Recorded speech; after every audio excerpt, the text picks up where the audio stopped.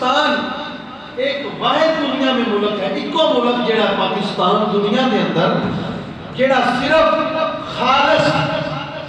اسلامی نظریے سے بنایا گیا، اور دنیا کے اندر کوئی ایسا ملک نہیں ہے۔ واحد پوری دنیا میں ایک ملک ہے پاکستان ہے جو نظریاتی طور پر اسلام کے نام پر بنا اور کلمہ طیبہ کی بنیاد پر یہ جو ہے بنایا گیا پاکستان۔ تو پھر اس کا مطلب ہے لا الہ الا اللہ۔ پاکستان کا مطلب کیا ہے؟ لا الہ الا اللہ۔ دستور ریاست کیا ہوگا؟ محمد رسول اللہ۔ اس لیے جب یہ اسلام کلمے کی بنیاد پر ہمیں پاکستان حاصل ہوا ہے،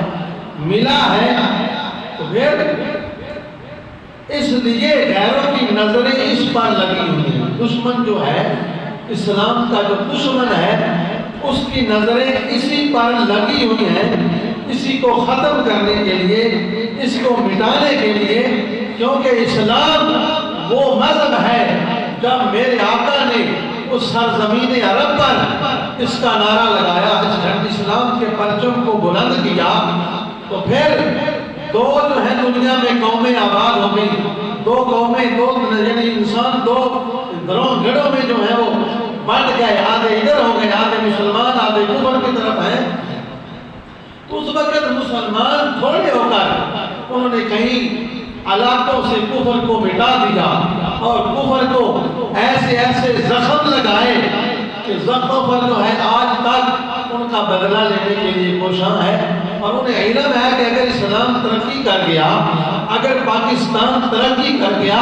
تو پھر کفر کی یعنی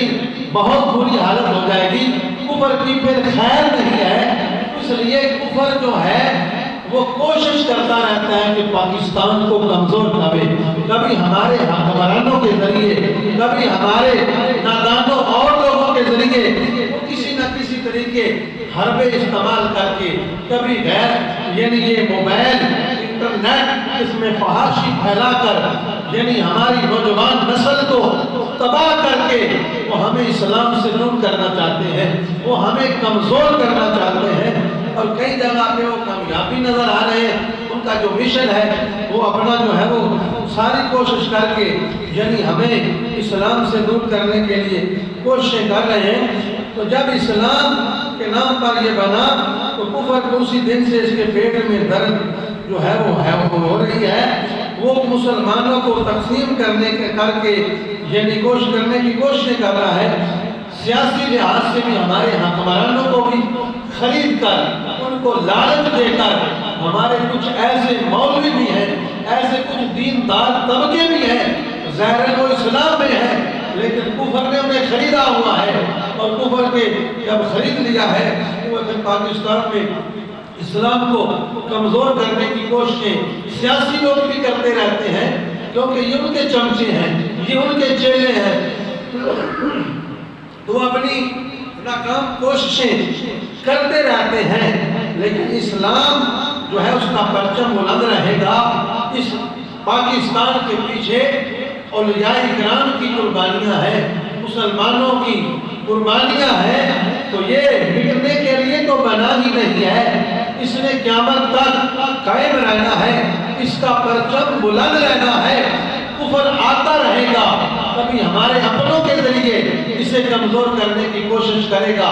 لیکن ہر کوشش اللہ تعالیٰ کفر کی ناکام ہی کرتا رہے گا۔ اس کا پرچم میرا رب بلند رکھے گا۔ اگر